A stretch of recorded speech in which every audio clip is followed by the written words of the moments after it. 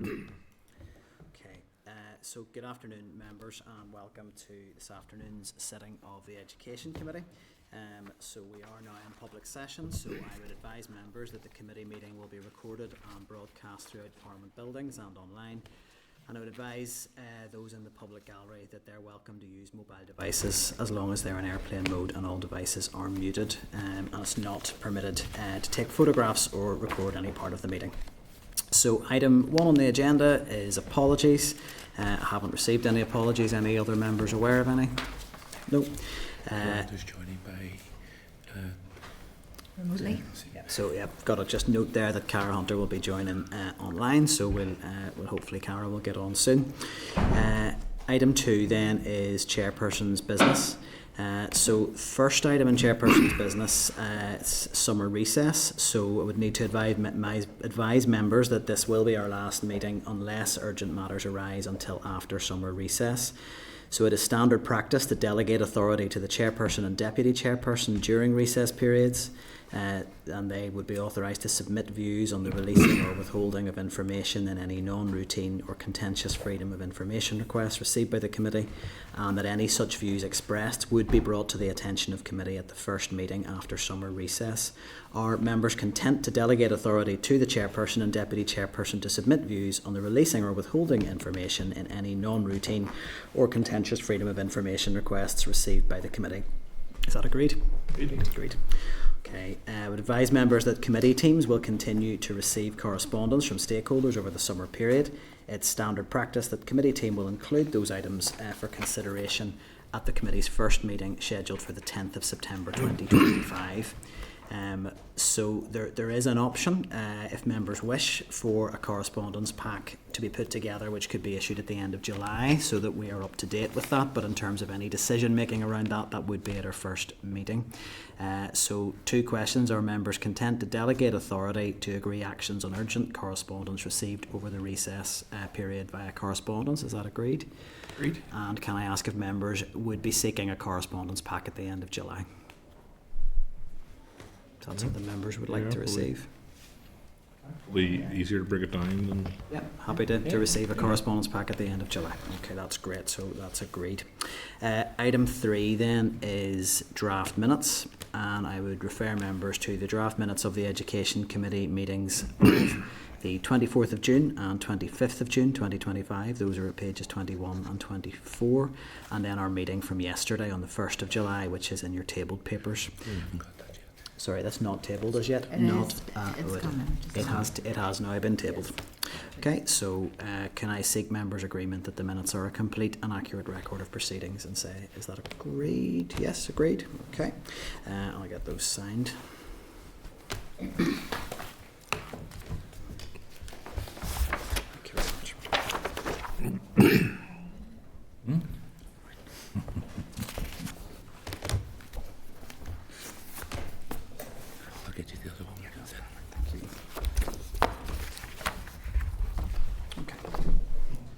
So next item on the agenda then is item 4, and that's matters arising.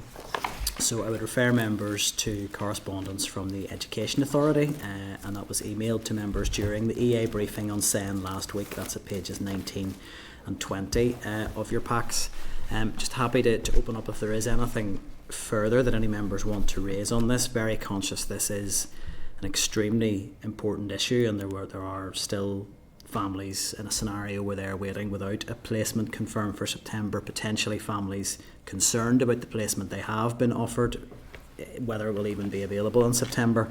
So there may be members who wish to express a view on this. I would like to sort of outline at this point. I mean, I think it is disappointing that the Minister didn't bring a formal statement to the House on this, given how close we were to the end of term, and how we know there will be no further formal opportunities for scrutiny of this issue from tomorrow onwards. So I would want to note my disappointment in relation to that. But on that basis, I think it would be appropriate for the committee to issue correspondence to both the EA and the department to request that committee members be kept up to date with any actions being taken on this issue over the summer.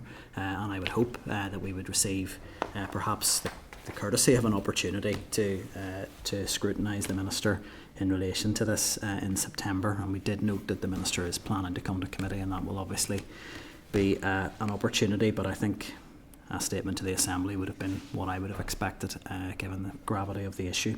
But that would be my proposal, so we can seek agreement on that in a moment. Does anyone else want to come in on this issue, Deputy Chair? Yeah, I think the Minister has adopted a very cavalier attitude to this. This is a serious issue, it's a crisis, and it happens every year. And we were told that the appointment of the Chief Executive was going to ensure that changes were made in the Education Authority. It hasn't happened. Both pupils and their parents are very anxious come this time every year, and we're still being told there are over 100. And I mean, the number that is being given out, you know, we get an update every so often. When Dale was in last week, it was 160 odds, and it was down to 130, and now it's just over 100.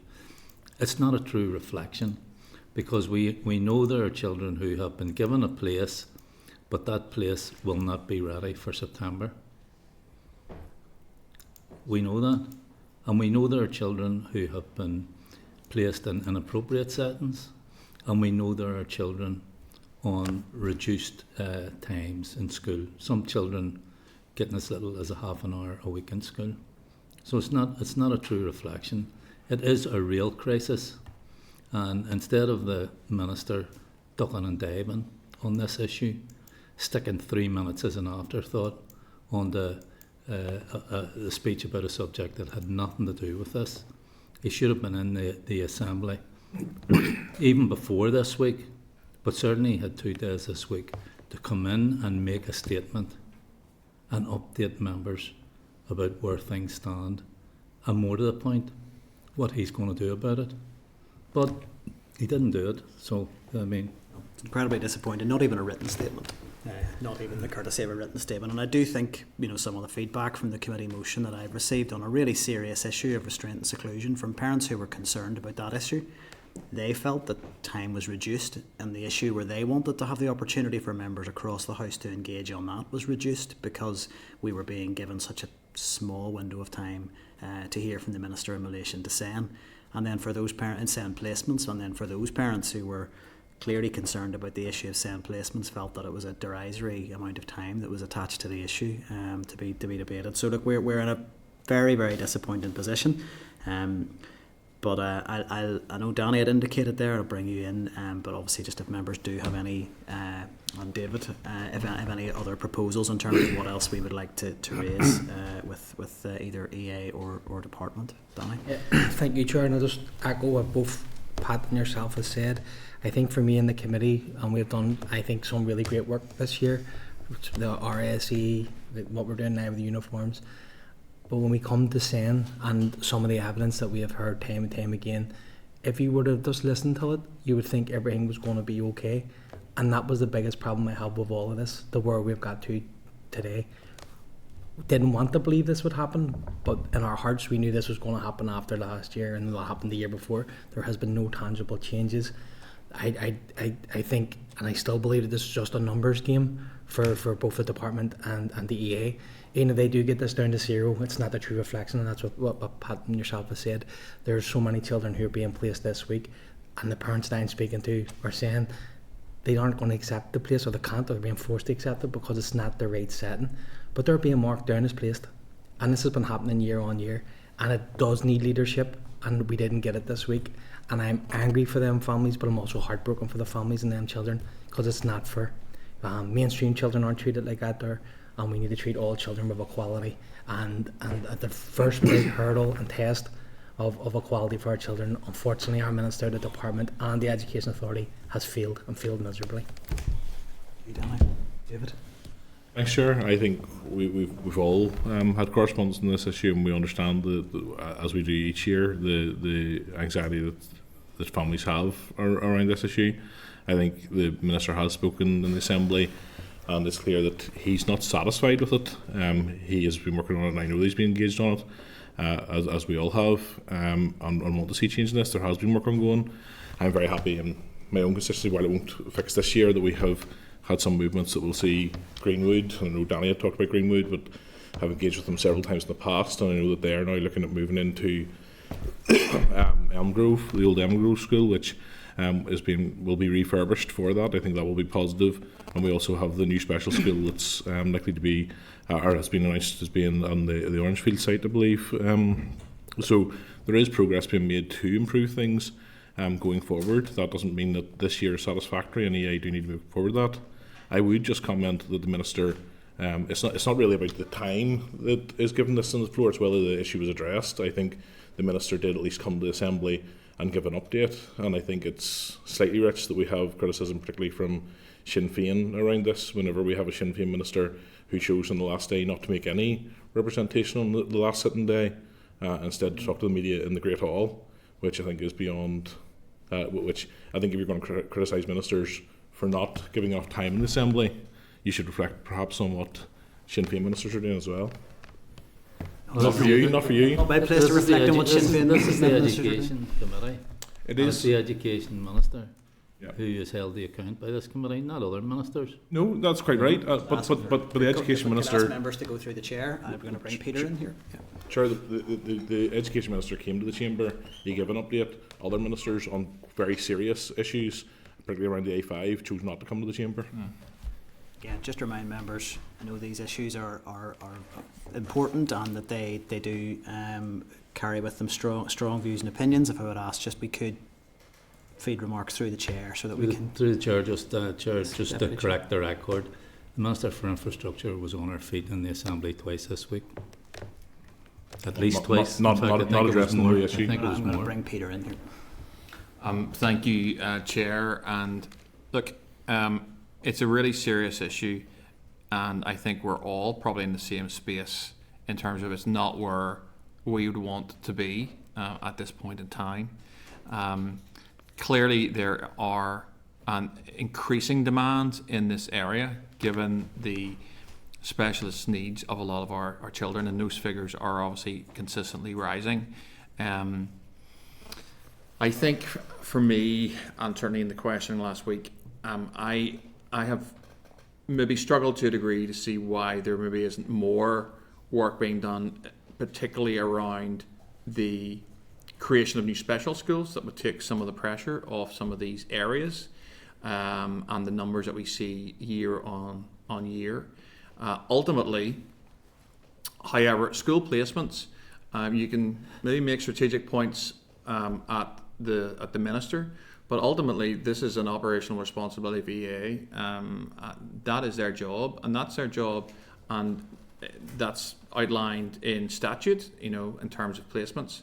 And if schools, and the point was made and has been made in this committee, I suppose if schools are not willing to have more specialist provision, which is what the children need in order to get a place, and that creates real problem, and we've seen that in evidence coming through the committee and certainly in the level of questioning. So are we where we want to be? Definitely not. Have we been here before? Most years. I think I think we maybe just boil it down to fairly simplistic stuff. It's this or this. It's black or white. It's a nice political point. It's not. I think it's a lot more complicated. At the middle of all this are just children who we need to find the right place for in our schools that they are supported in. So I wouldn't accept all the criticism coming from Pat just in terms of the Minister. I would make the point it is complex. I'd make the point that actually the progress that has been made since last week in terms of those numbers falling from 164 down to 100 is significant. But I'd like to see everyone have a school place for September. There's just no doubt about it, because behind these numbers are kids, and behind the kids are parents who are really genuinely concerned about where they're going to be. Could I just come in to, again, correct the record, because it's the responsibility of the department to set the strategic vision, and they haven't done that. And this isn't complex.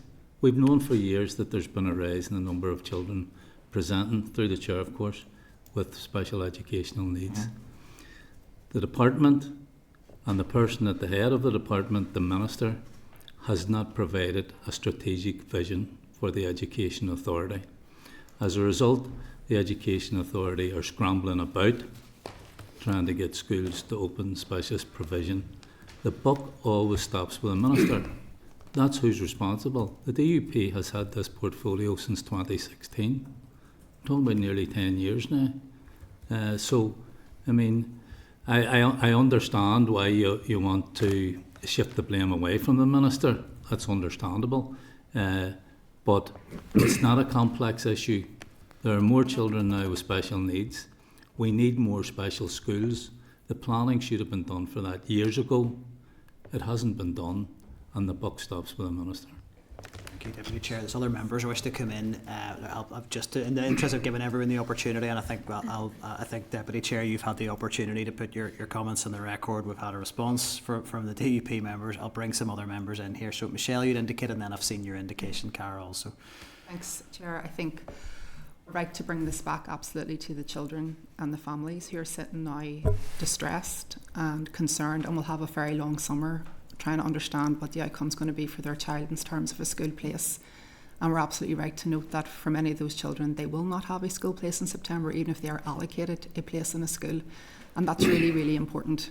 The appropriateness of the placements when they come is also really, really important.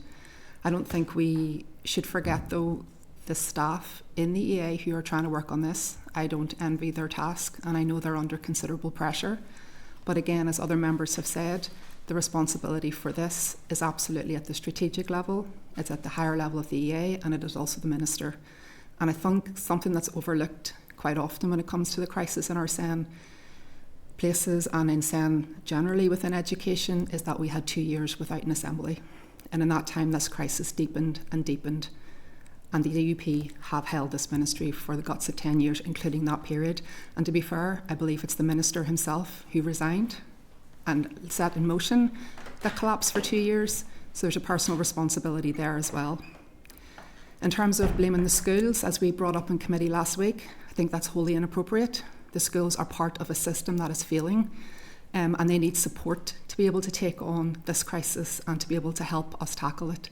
But to try and frame this, as was deliberately done last week, as everybody to round on the schools that it's their fault, it's just not fair and it's just not helpful. People need to come together to address this crisis. And I think everybody who's made the point that the Minister not making time, even in a written statement, is contemptible to those families. It shows a lack of respect to what they're going through, and it's the least we could have expected from the Minister. And to not have done it and to have tacked it on 3 minutes, like I said in my member statement yesterday, that's the least amount of time we are allocated to speak in this Assembly.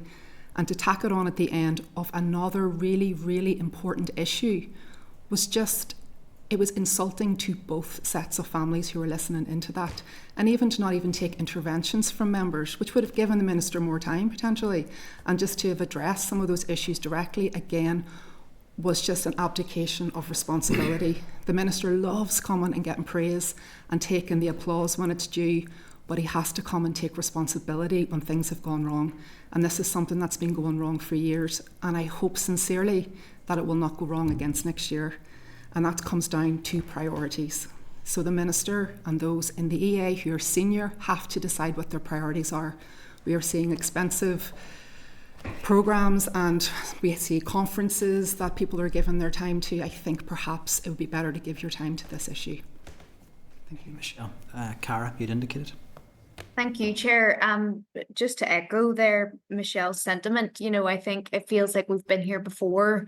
This time last year, we'd said this year we don't want to be in the same position, but here we are. And I think, you know, it would have been more efficient and sufficient from the Minister to come and give us a statement on this matter, to give us the clarity necessary, particularly as a committee, as MLAs, but most importantly for the families that we serve, that we're elected to serve. And to be solution focused, I don't really know what the answer is. You know, is there a mechanism by which he can write to the committee with information or updates, or the process that he's going to take from here to rectify this? Or is it over the summer months? Is it possible for the committee to meet with the Minister? I don't know what that could look like, but I think ultimately families are just feel left behind. They're disappointed but not surprised. And Michelle spoke really, really strongly there just about that this is historical. This is over a number of years, and our schools really are doing the best that they can with the powers that be. So just to put that on record, and if there's any way we can engage with the minister, particularly on SEND placements over summer, that's something I'm happy to propose or to suggest. Thank you. Thank you, Cara.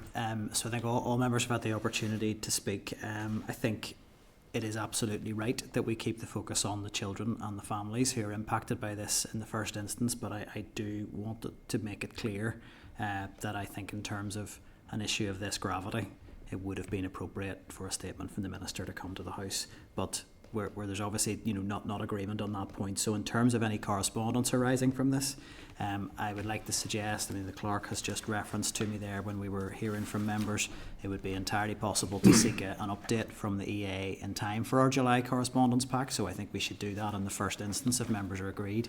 I would maybe want to draw attention to item 8.11 on our agenda, if I can just move to that now. That's correspondence from the Independent Autism Reviewer, who highlights a range of categories of SEND pupils who may well not be reflected in the figures that we're being advised are on place. So I think if we are seeking an update from the EA, I would like to suggest we share that correspondence with the EA as well and ask for a set of figures that reflect the range of pupils who may not be placed for that reason, to help us get a real handle on the scale of the issue. And I think beyond that, if there are any other proposals that members want to make in terms of correspondence going forward, I'm happy to hear from them. So, Cathy? Just on a point that's been raised, we know that there's placements have happened and people, the number is going down. Questionable whether they're going to the right place or not. But we know from experience that these children aren't getting school for the first, it could be for the first 6 months. In certain cases, they're maybe getting half an hour here and half an hour there. I would like to see a bit of transparency from the EA as to exactly when these children have been placed, what school are they actually getting? Because it's not just simply not good enough to say that you've got a place whenever you get half an hour in the first week, first appropriate month. To seek in the update details of how many children who are now classed as placed who will be accessing that school place on a full-time basis in September. I think that's entirely appropriate. What I also would like, apologies, Chair, was for those children that they know are not going to be starting in September, do they have a plan? Do they know when they will start to get? Because I know parents get a sense of relief that their child has been placed, just to be heartbroken again that they aren't technically. So I don't think that's a big ask of the EA to get those figures. I think that's we can certainly reflect that again, just to get Charlie agreement doesn't from back members. what Cathy's saying. It is about that there, because schools this is what happens when people are given places and they say, no, that stay and play or I forget what it's called, but the problem is it goes on to the school, and then parents feel like they don't want to highlight the school and they feel in a real bind, and then the EA are sort of just doing that in the place. So I don't know how we get that data and information as part of it, but someone needs to be checking to make sure all those children are getting some sort of education in that time, because it didn't happen last year. Thank you, Danny. So our members agreed in terms of the correspondence that be reflected. David, did you want to come in? Chair, I think there's been some commentary there that the members have had that almost fails to see that the issue, and we all know that there's a significant issue with finance around all of this and the resourcing of some of the work that needs done, and EA talked about the staff and so on in EA. That's part of the strain that they're under, just as the department, just as every department is. If we're going to write to anyone, I suspect we will be writing to the Minister and EA around this. I would also propose that we write to the Minister of Finance and impress upon her the importance that the programme of building special schools is fully funded whenever the executive is next considering that. I have no objection to that. I think that's a I don't think the Finance Minister has transitioned yet. He. You lost me there for a moment, Deputy Chair. Okay. Fair enough. Yes. Fair enough. Sure, just on that Peter, point. And then I'll make this. Yeah, final very comment good. on that. Nice, I think nice we and have- simple one. I think we have agreement on the correspondence. Yeah, that's fine. So just, I mean, we could certainly reflect in the outrun that we have that's actually in table papers there, considering their opening resource budget for the department. It currently forecasts an overspend of 348 million in terms of inescapable pressures. That's the pressure the department's under, and I think we have to be cognizant of that. If there was you know, there was a magic money tree somewhere, you know, a lot of these things could be solved really, really quickly, but there's not, and it involves, you know, a lot of allocations and a lot of prioritisation. So that's the figure. Sure, sorry, I don't want to No, I think I'd said to close the discussion at this but stage. you're almost like, I'm just thinking about parents watching, sorry Chair, but like bringing up money and investment, there's ways of doing this and solutions can be done that doesn't mean almost always have to be investment. It could be a model there when it comes to admissions, which is a send first approach. So if parents are watching here and I ain't going, we don't have enough money. Well, Chair, just to correct something. I'm just going to make a call, but we'll close the discussion down. We have some correspondence agreed. I have to say, from the EA evidence we heard, money was not being highlighted particularly as the issue. The actual availability of places in schools who were prepared to take them was the issue that was highlighted. But I think we have had a lot of back and forth here, and I'm going to... Can I correct something as a matter of fact? Just if it's a point of fact, and then we will... It is, because Danny last week, Danny last week rightly raised some of the anxiety felt by parents and families at Greenwood. And obviously we've had some movement around that. We just but get to the but point this, of this, fact. this is Yeah. on the point of fact. Danny also talked about the send first placement. I understand the reason for pushing for that, but that cannot be applicable to those who are being placed at P3 in the schools where there's already been a P1 and P2 class. So that does not solve some of the issues that Danny was talking about last Just week. Remember, Just prove my point that that's a lack of so planning. Danny, I'm gonna. We are closing here. We had agreed as a committee to take forward a SEN inquiry after the summer recess. I think that is welcome. It is clear there are a huge number of complex issues to unravel on this. There is frustration around some of the issues around planning, that things don't get done in the way that we would expect that they would, but we will have the opportunity to really have a deep dive into these issues, and I think it is absolutely right and appropriate that the committee is prioritising that as an issue. We have some correspondence agreed to go out on the back of this item in the agenda, and I'm going to propose that we move on from there. So just in terms of matters arising, there is correspondence which was attached, provided there in tabled papers, which is correspondence around senior staffing at the Department of Education. Now, this reflects an issue that has been raised now a number of months back, and we haven't really received a clear response. I think in the interest of time, I'm going to suggest that is something that we revisit after a recess if members are agreed. We could make PAC aware of it. They meet tomorrow. Yeah. Content we make them aware. Yes, content we make PAC aware. Yeah, if members are agreed on that. Agreed. And then I would just refer members on a more positive note to our new stand on the back of our outdoor education event. So I think that we've got a really nice new backdrop for photos here, and that reflects all of the discussions and engagement we had at the outdoor education event. I think it's a really good piece of work and reflects, I think, the positivity of that event. So just drawing members' attention to that. Okay. So that takes us on then to item 5 on the agenda, which is the consideration of the committee report, on the draft committee report on the School Uniforms Guidelines and Allowances Bill. I'm going to propose, just as we have been under significant time pressure in terms of the production of that report, that we may wish to go into closed session if members do require any more time to review it or indeed to discuss any aspects of it. On that basis, our members agreed that we move into closed session. Agreed? Committee Room 29. Sound.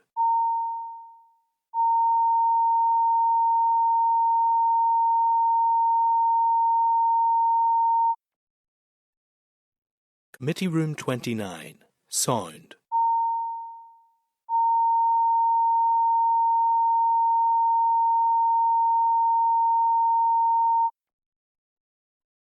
Committee Room 29. Sound.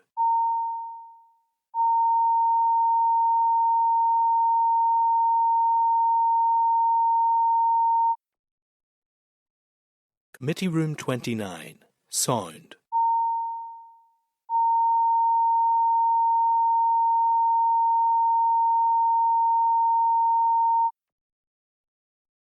Committee Room 29. Sound.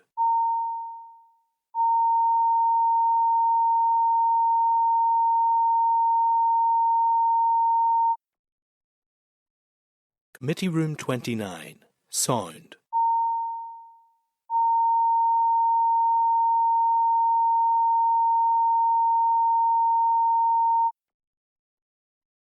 Committee Room 29. Sound.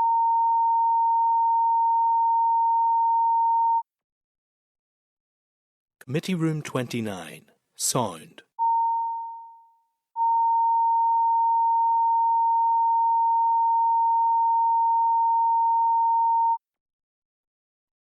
Committee Room 29, Sound.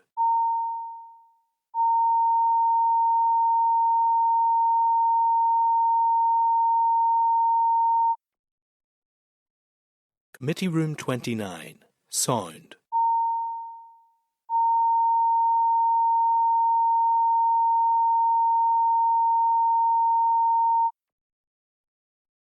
Committee Room 29, Sound.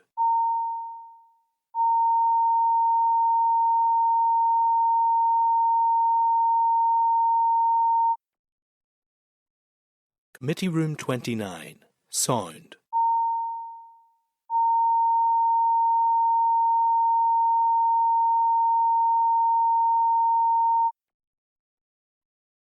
Committee Room 29, Sound.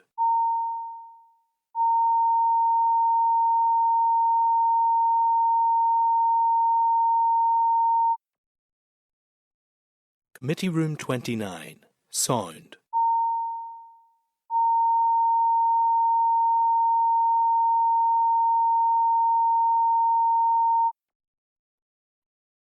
Committee Room 29, Sound.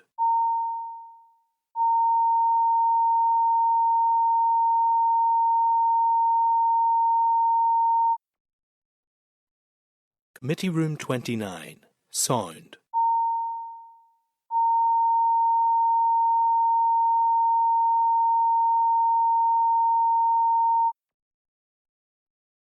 Committee Room 29, Sound.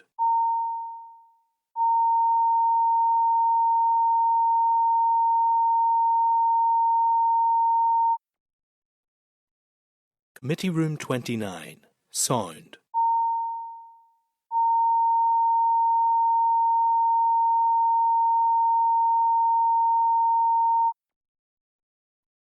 Committee Room 29, Sound.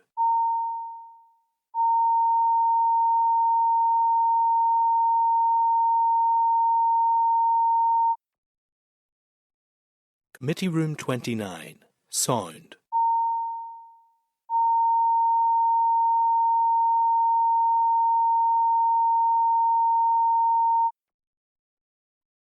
Committee Room 29, Sound.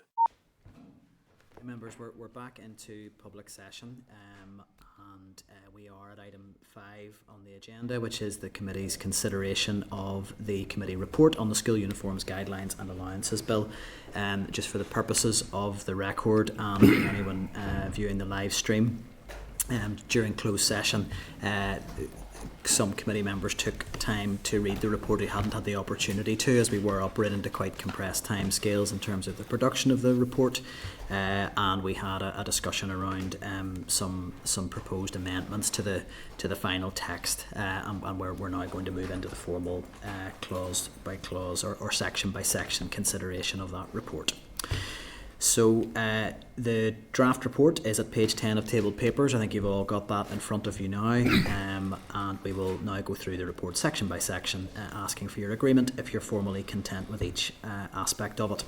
I'll ask the clerk just to keep me right if there's anything I miss, but I think we are clear on what we're now working through. So the contents page, that's page 11 of tabled papers. Are members content with the contents page as drafted? Agreed? Yeah. Mm-hmm. Okay. Powers and membership, page 12 of tabled papers. Are members content to agree this section of the report as drafted? Agreed? Agreed. Then there's a list of abbreviations and acronyms, not acronyms, that would be something different. List of abbreviations and acronyms used in this report, page 14 of tabled papers. Are members content to agree this section of the report as drafted? Agreed. Agreed. The executive summaries at page 15 of tabled papers.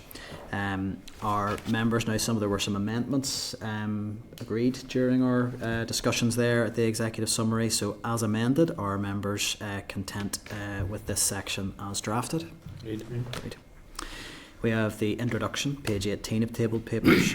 Are members content with this section of the report as drafted? Mm-hmm. Agreed. Agreed. And then we have at recommendations, page 47 of tabled papers. I'll just check through the clerk. I don't think we agreed any formal recommendations at this stage. Did we? There was no final text on recommendations. It's been reflected in other areas of the report. So the committee, So there is no recommendations section going forward. Are members content with that? Agreed. We then have consideration of the bill, page 49 of tabled papers, and are members content with this section of the report as drafted? We agreed. We then have clause by clause scrutiny of the bill. That's at page 66 of tabled papers, and just to again seek agreement if members are content with that section of the report as drafted. Agreed. And then we move to the appendices at the end, appendices 1 to 7, and again, just to seek agreement if members are content with the appendices. Agreed. Okay, so the final thing to seek agreement on is to order that the report on the school uniform, subject to any minor amendments that need to be added to that, that the report on the school uniforms, guidelines and allowances bill, that's 107/2227, to be printed as the first report of the mandate. Is that agreed? Agreed. Okay, and I would then just need to seek agreement that with a copy of the minutes of today's meeting discussing the report and considering it be included in the final report. Agreed? Agreed. Okay, Anna. A few more technical points just to finalise. I need to seek agreement that an electronic copy of the bill report be published on the committee's webpage and sent to all organisations that provided evidence to the committee on the bill. Are we agreed? Agreed. So I need to formally advise members that this concludes the committee stage of the school uniforms, guidelines and allowances bill. Are members content that the report will be published on Thursday the 3rd of July 2025? Agreed. Okay. Before we move on to the next item on the agenda. Just say about your amendments, just in case you're thinking of where our amendments going. In terms of tabling those, I will email them to the bill clerk and include the phrase on behalf of the committee chair, and those will be published tomorrow, so everyone becomes aware in the bill process as well as in your committee report. Okay. No, thank you, that's helpful clarification.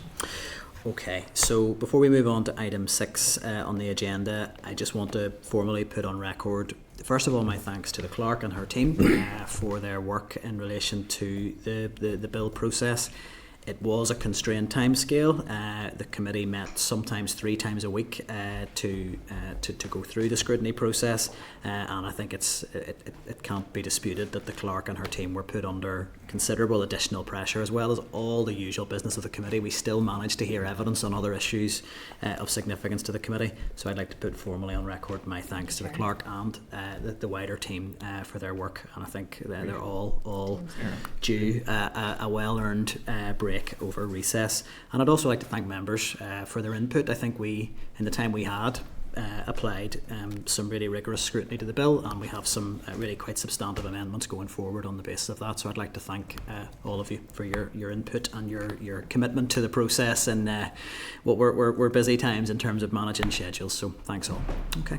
Could I just thank the chair for your work on this, Nick? I think you've done a huge amount, and you've done it excellently in terms of guiding us through this process. A lot of it has been in a lot of detail, and I think you should get recognition for the work you've done and keeping us all right and supporting the clerks. You've been a great team, so thank you very much. Thank you, Michelle. I'll leave it to members to decide whether they concur or not. There's been quite a coordinated effort going on in the background, so yes, I appreciate that too. It's blushing, Michelle. I'm not used to receiving praise, I'm usually getting flack for taking far too long to do anything. So. Didn't even pay me for that as well. Item 7, I wasn't even coordinated. That's what you want from your party colleague. Item 6 on the agenda is the end of session report. So I just need to inform members that a draft end of session report will be prepared for the committee's consideration following recess. So that really is just to note at this stage, although I assume if there's anything in particular that members are really keen to see reflected, they can go through the clerk to pass that on. Item 7 on the agenda, it's a written briefing from the Department of Education, and that is on the June monitoring round. That's at page 27 of your packs. So happy really to open up for members if they have any views on that. I mean, I think they're there's quite a lot of detail in there. So if there's anything in particular members want to seek any further clarity from the department on, I'm happy to open that up for any discussion now. Members of anything, Kathy? Just a small note, and it's just in the back of us discussing earlier around the special educational needs piece and what the committee wants to do moving forward. Just looking at the correspondence that comes back, it looks like 50 million there's been allocated for special educational needs. And given the discussion that we've had and by writing to the finance minister and things like that, I think it was a couple of years ago we seen a report from an audit report that the EA and the department couldn't really demonstrate value for money when it came to special educational needs. So I think there's a huge question on how this money is being spent. How are the EA actually going to demonstrate that this money is going to where it needs to go and it's actually going to make a difference, so that we are not sitting in the same position next year.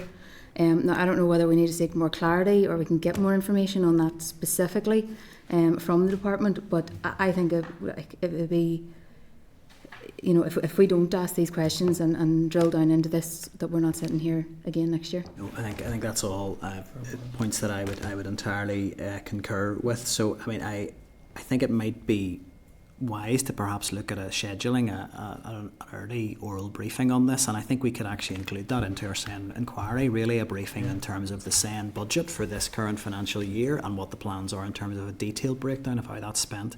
I think the challenge is when you just get a high level EA block grant SEN, it doesn't really speak to how that money is being spent. How much of that is just dealing with pressures, how much of that is just dealing with statutory responsibilities, how much is going into transformation, and again the same on capital. We've had a lot of discussion around the need for new special schools. It's not exactly clear what the timeline for any of that is and where the investment's coming from. It's a considerable amount of money that we're talking about here that could make a real difference. Yeah, absolutely. Deputy Chair, could we try and insist that the official responsible for capital and the official responsible for resource are both here on the same day? Yeah. We don't want to rehearse that discussion again. Yeah, I absolutely agree, Michelle. We're having such a briefing, and it's similar to what you're saying. It's that drill down and breakdown of actually where the money is going.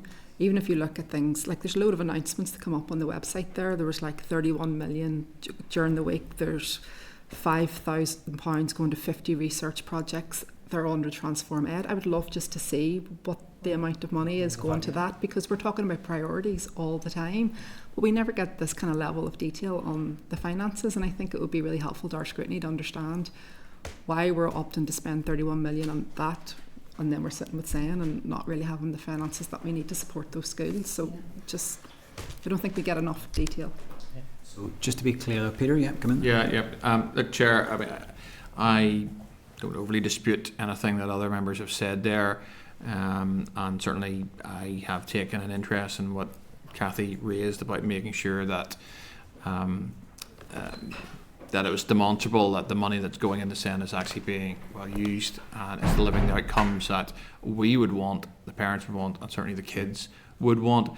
I think we shouldn't flick over this document without realising, or at least noting, the fact that the department faces inescapable pressures of £347 million for the incoming year, which is substantial, and a lot of these things we were talking about, the Belfast wide early years programme, which we were all very enthusiastic about and noted. I mean, that's down there as a pressure, and ultimately if we want these projects to continue and to grow, we want to put in place the support and interventions that we require, especially within special educational needs. That needs to be funded. The money's got to come from somewhere.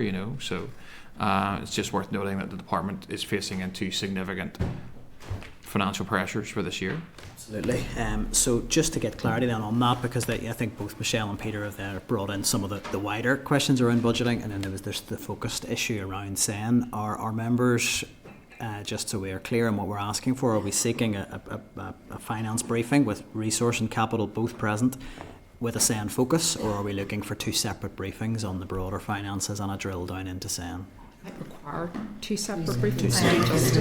Two separate briefings. Okay. I think if we're doing capital, could we get some specific detail on Strual?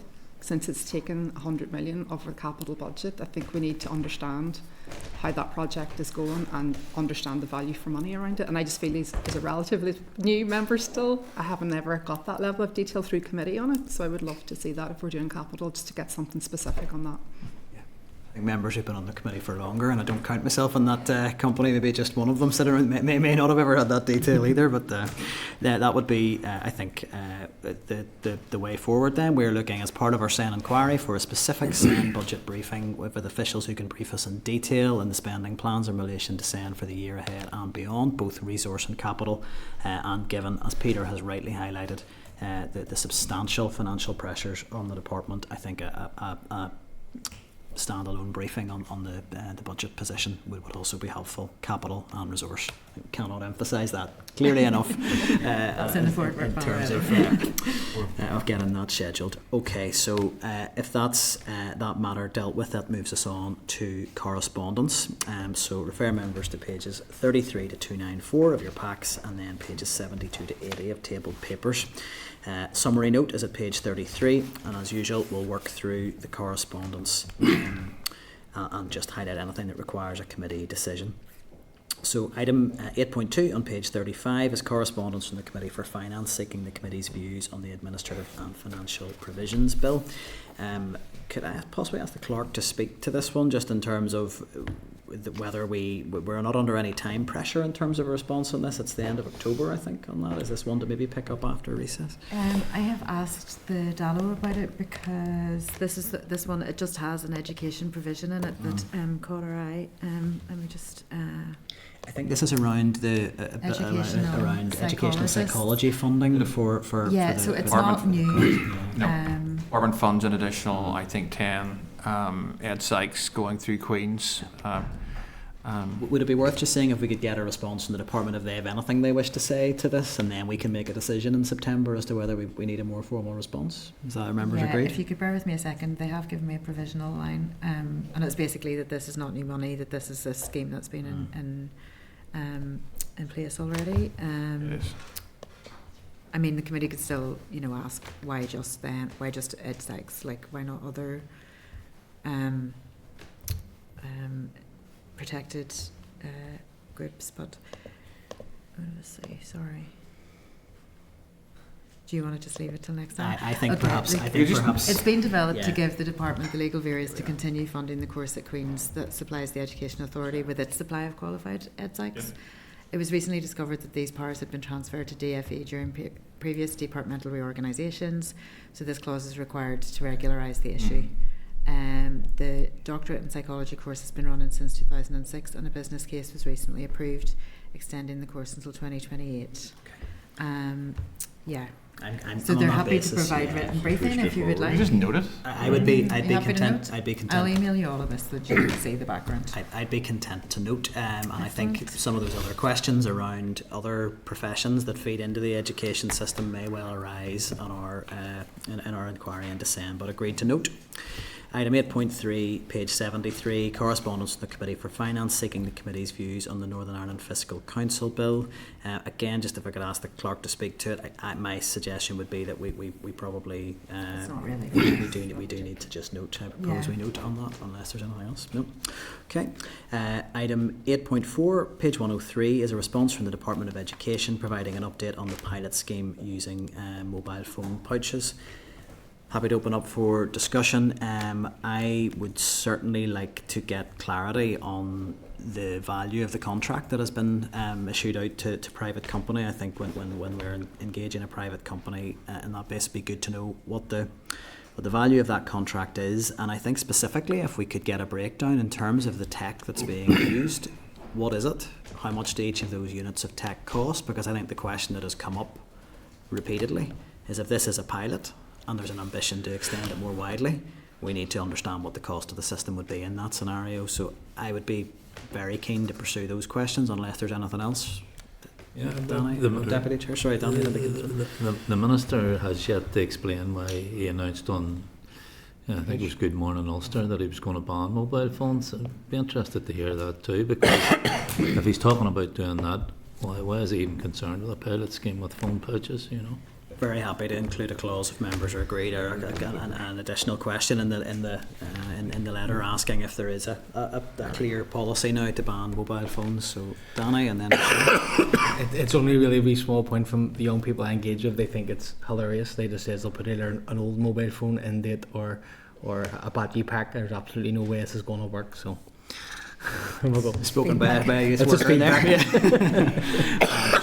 Are we able to get a breakdown of what it costs per school in terms of that pilot? Yeah, I think that's also a valid question. Yeah, Peter. Yeah, I eventually found it. I mean, I accept that this is a pilot, and I accept that sometimes pilots are therefore just kind of ruled out, and whatever processes were put in place at the pilot stage are therefore ruled out as part of a wider program or a strategy. I don't particularly think that is the case in this instance. I think what the Minister is trying to do is assess what the impact in terms of children is if they don't have mobile phones during school, and I would assume that the pilot will then in some way quantify that at the end of the programme, so you have a range of schools that in them the children haven't had access to mobile phones. We are all more than aware of the data around this, that especially with girls, significant access to phones and so forth causes significant problems in terms of their mental health. That is indisputable. And so I would imagine that what the Minister is trying to do here is he will run a project in terms of these schools, collect the data, analyse the data, and then make an announcement following that regarding the wider situation. You already made an announcement, Peter. Say again? You already made an announcement. Well, I mean, it's clear what's happening in primary schools, and certainly there's been clarity around that. I think obviously they're still collecting data around post-primary. So a couple of points. Just what one would be, I think, absolutely right, I think, for a pilot to be run to see what the impact of not having mobile phones in schools. But if we're only producing a technological solution, we don't have any data to look at in terms of just taking the phones off and putting them into a different location. I've been in schools where people just pop their phone in a pigeonhole in each class they go into, and that's just standard and everybody seems to comply. I would quite like to see if there was a comparison around the effectiveness. But that being said, are you in disagreement with the correspondence? So are you happy? You need to read the correspondence. I was actually trying to find the letter. Effectively, it has been proposed that we would seek a further breakdown of costs in terms of the contract that's been awarded to this company, the individual unit cost of the tech that's being used, the individual cost at school level, just to understand how this spend is being administered for the pilot. Agreed? Okay. David, yeah. I was just going to make a point, and I understand that there's other systems. You talked about there, children having to put their phones in pigeonholes in every class to go into. There's cost to anything that you're going to do to try and resolve this to some degree. If you're going to have pigeonholes added to every classroom, you're going to have space and time taken up. I mean, I'd take a biscuit tin. That's fine. Yeah, I think there's quite a lot of focus has went on sort of what is a relatively small amount of money in terms of the large budget, but I think actually some schools have not been happy that what they have available to them at the minute is doing the job, and actually I think if you're going to find options for them, you do have to look at these things. So. Is that you confirming that the Minister has a large budget? It's certainly relative to the amount of money being spent on this. It's okay, large, but there's also, as we've just read, there's a significant amount of pressures. So, Chair. Through the chair, members. If we can't even stick to that at correspondence, we just read about it. So, item that is agreed. Item 8.5, page 105, is a response from the Department of Education on a review of arm's length bodies. I would just note I would have been happy to see a review coming forward that was a bit more extensive and looking at other arm's length bodies and just looking at value for money and some of that duplication in our system. But I appreciate the resource position the department's in. So, I mean, I am content to note unless there are any other views. To note. Item 8.10, page 283, is correspondence from the Deputy Chair, Pat Sheehan, providing a consultation summary report in relation to a private member's bill, which aims to place a statutory duty on the Department of Education to produce a dedicated workforce plan for the Irish medium education sector every 5 years. I'm happy to give the Deputy Chair a brief opportunity just to brief members on that, and then we can go from there. Yeah, well, just very briefly, Chair, this is a private member's bill to place statutory duty on the Minister to bring forward a workforce strategy for Irish medium education. The reason we believe there's a need for this is because of the exponential growth of the Irish medium sector. It's absolutely bursting at the seams. And just to take one example, College Firstja was developed, a new build, I think it was about 8 or 9 years ago, to hold 550 pupils. I was speaking to the principal recently, and the intake for September this year will be over 1,000. And one of the difficulties is that the places for Irish medium teachers hasn't been keeping up with the demand, particularly in specialised subjects such as technology, sciences and so on, and also in terms of the wraparound support needed for children with special needs.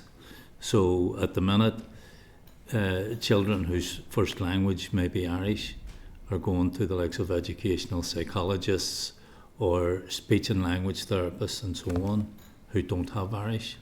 So there's a need not just in terms of teaching staff, but also that wraparound support that's needed for children with special needs. So now the Minister did write back to us and tell us that he was going to develop a strategy himself, and he expected it to be ready by mid-2027.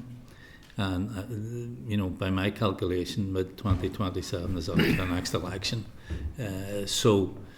And given, I have to make this point, given the hostility of the Minister's party towards the Irish language, I'm not confident that he would bring forward a strategy. And given the sort of messing about there has been with the uniform bill and the Minister's timelines, I would be very suspicious from here on in of any timeline the Minister is going to give us. And of course the other thing is that there's a difference between the Minister bringing forward a strategy and statutory obligation placed on the Minister and the Department to bring forward a strategy and to review it every number of years. So in a nutshell, that's what it is. Thank you, Deputy Chair. Will any members have any comment? Peter? Yeah, it's quite it's just a very genuine question. I'm just trying to understand and where sort of Pat's coming from in terms of the workforce stuff. And I remember when the folks from Gael School were here, and I asked them some questions around this.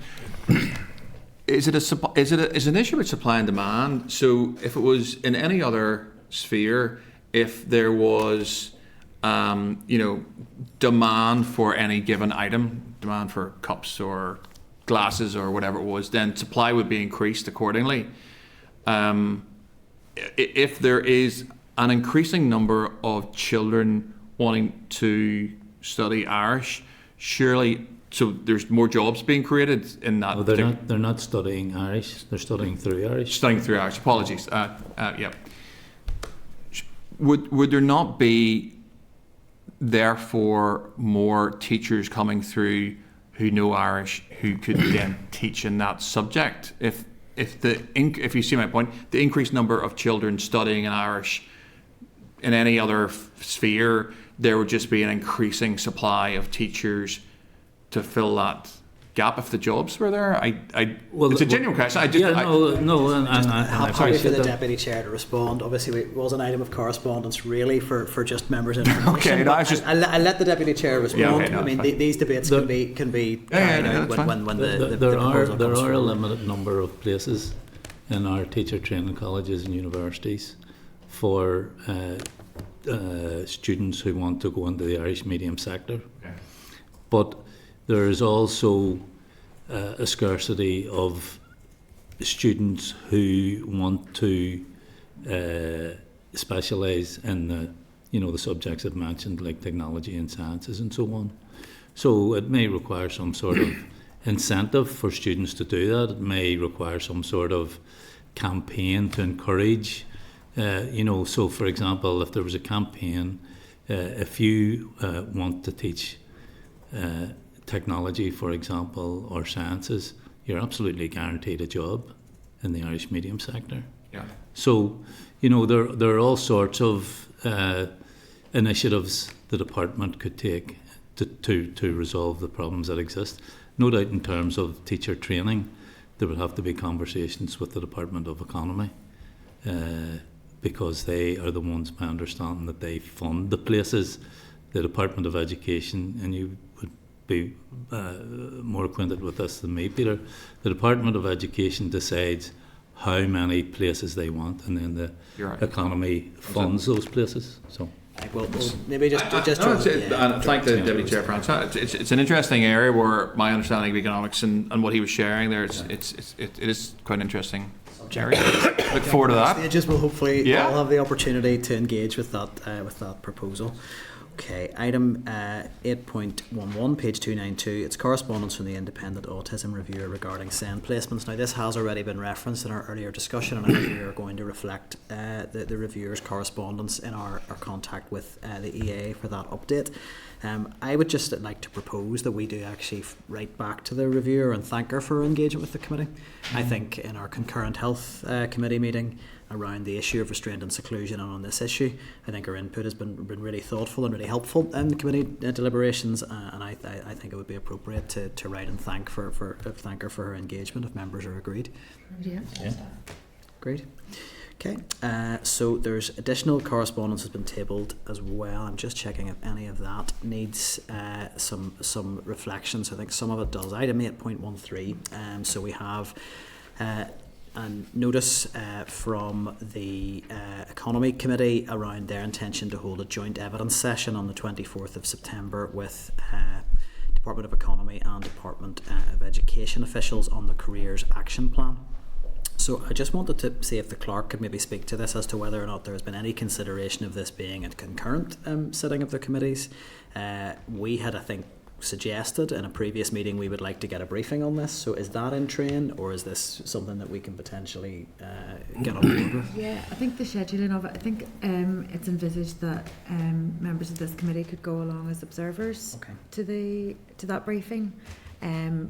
Because we've got another concurrent planned a wee bit further down. I just wanted to clarify on that. That's how it's envisaged. But we do have a briefing scheduled on the careers, or we were certainly reaching out to try and schedule a briefing. That's fine. To get one. Okay. Other than that, members content to note that then. Yeah. Mm-hmm. We have a letter from the Youth Assembly, who are written in relation to some of the reports that they have produced, and they're expressing their thanks to the committee for taking time to hear from them in their engagement with the committee, particularly on the recent briefing of Learning for Life and Work. And we also have, I'll just bring it in here, item 8.17 is a further letter from the Youth Assembly, which is just providing links to some of their reports for members' reference. I would like to just suggest that, as these are their final reports coming through for this Youth Assembly, I think it would be absolutely appropriate for the committee to write directly to the Youth Assembly to thank them for their extensive engagement across a whole range of issues, and not least the RSE inquiry, where their evidence was heard at our stakeholder event.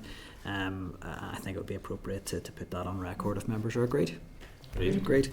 And then we have a letter, I'm just checking, that is the response on NIPSO. So item 8.16, we have contact from Advice NI on the issue of auto-enrolment for free school meals. That's come from the policy officer there at Advice NI.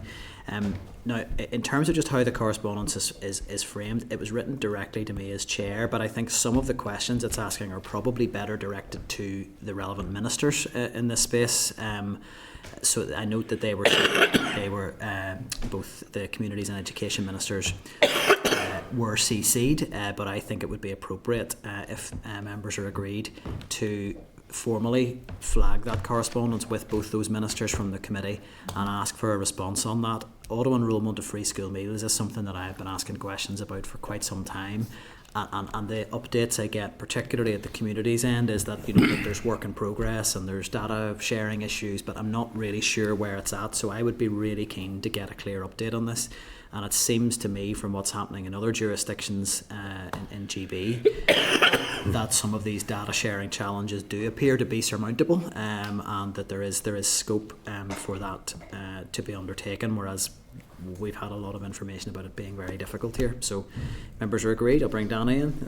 Chair, maybe you can correct me if I'm wrong, but would it not have been the case during COVID that people would have been in payment? I'm just thinking about my own private members bill here around ending holiday hunger, that there would have been procedures in place to make sure families were supported. So that would have been, you didn't apply for it, if I'm correct? I'm not sure if that would fall under the definition of auto enrolment, but I think we can certainly draw that reference and see if there's anything comparable there. But I don't think data sharing should be a barrier to this, and it seems to be a very straightforward way to maximise the uptake of free school meals. Are members agreed, or any other views? No? Agreed? Okay, that brings us to the end of correspondence. So then we're on to, or just to check our members agreed, other than those items discussed, to dispose of the correspondence as per the summary note. Agreed. Okay, item 9 on the agenda then is forward work plan.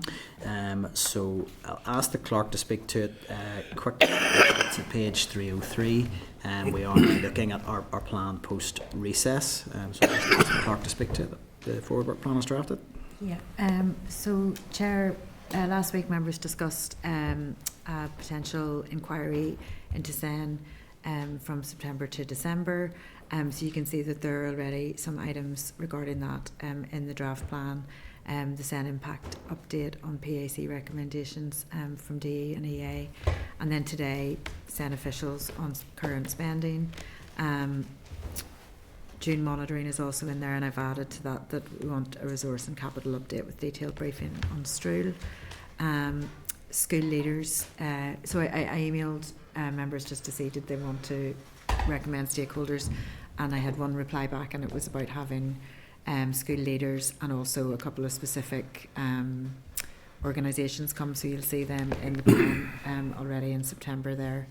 And yeah, Kathy, there was, I've just sent you those details. Okay, that's great. So there was, some a cluster that Kathy worked with, and so we have Danny's recommendations in as well. Then another session with Lucy Crane on curriculum review and some work on Transform Ed with the department coming in. Those are in the programme. The Minister, the DALO advised me that the Minister was looking at the 17th, but that is not in stone yet. So if members can let me know what it is that they would like to focus on with the Minister, I'll go back with that, and then we can firm up a date. The department is also working on 3 pieces of legislation that it would like to bring to the committee, and some of those are relatively soon. So one of them is about GTC-NI, one of them is about the 16 to 18 legislation and when people leave school. And what is the third one? It's going through my emails again, sorry. Is it the area planning or the supernumerary changes? No. Okay, so that'll come back to me. But just to let you know that those are on their way. So you want to prioritise at least one evidence session a week on SEN, and do you want to try to stick to fewer than 3 evidence sessions in a meeting? Okay, ideally that has thing. always been our aspiration, and always achieved. Yeah. Okay, so we'll plan on that basis. And the Deputy Chair did remind me about the proposed study trip, and we would still like to do that. So well, I was going to suggest, and I think there's 2 things. I think on that point, and also on the SEN inquiry, I think it would be important that we have a session before we begin any of the evidence sessions on SEN where we clearly agree as a committee on the terms of reference on the inquiry, in terms of what we're looking at, its scope, its timeline, and what we want the output to be. I don't think we can just launch into evidence sessions without that. So it may be that week before the formal session, if there was scope for you know, a short meeting to do that, or if there was some other point over over the summer. So I'm just putting that out there, that I do think we do need to factor that in terms of just on that issue. And Or we even could a perhaps, if it's a Tuesday. strategic planning type setting, we could look at a study trip as one of the items on the agenda there. Yeah. so When's the maybe first Tuesday. plenary hearing, do you know? Plenary comes back the week Yep. before, so I think it's would it be the 2nd? No, hang on. You'd We're think so, Darren. Wednesday. Well, it's not that early. Not. Eighth, I think. It's the eighth. It's Yes, the does eighth. end at the end of Yeah. August. So business committee sits the week It's- before, yeah, is so I my can see- understanding, Okay, and so- then plenary. So so that I'm thinking actually- possibly that previous week, if that is an opportunity for us to do that, a short meeting on the terms of reference of that inquiry. I think it's absolutely essential we get that right. So on the 10th of... No, the previous week I was thinking. Normally committees don't come back until a week after plenary, so you would do your strategic planning in the same week as plenary came back, so you would be actually strategic planning on the 10th of September. Okay. I mean, you could do it Tuesday afternoon. Well, I'm happy through yourself On the for you 9th, to get a date rather secured than- for that with members Yeah. that's appropriate. I just don't think doing the strategic planning on the day we're starting to hear evidence is a good No. approach. I think Yeah. we No, just- absolutely right. we Push the evidence back a week, surely. Yeah.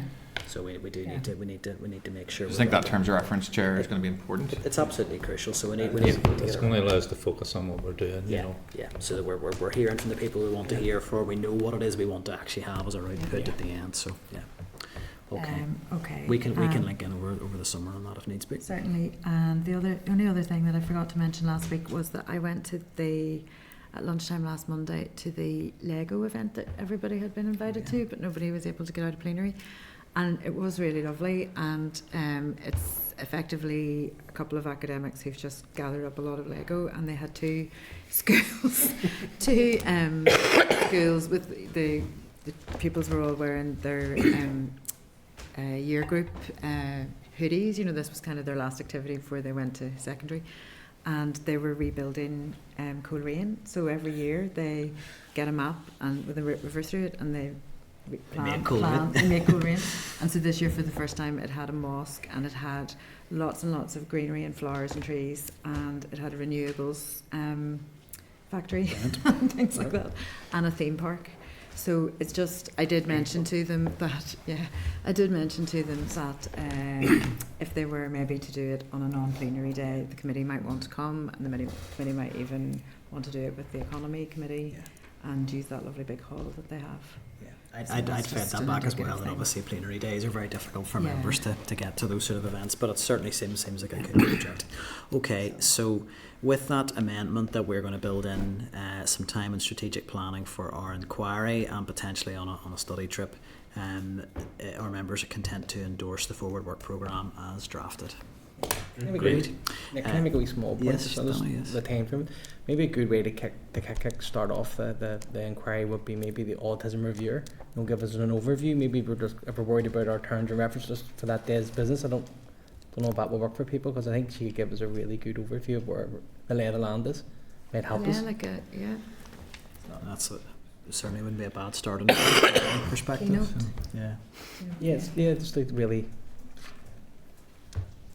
I'm content with Is that. the meeting we're doing the terms of reference, or what's the?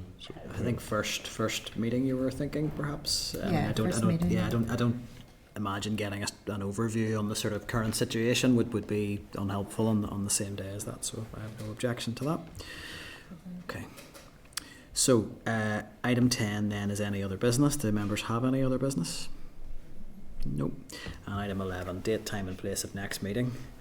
I'm sure no one's going to be too sad to hear that is scheduled for Wednesday the 10th of September 2025 in room 29 and online in Parliament Buildings. And it leaves me to put the question that the committee meeting does now adjourn. Are we agreed? Agreed. Committee Room 29. Sound.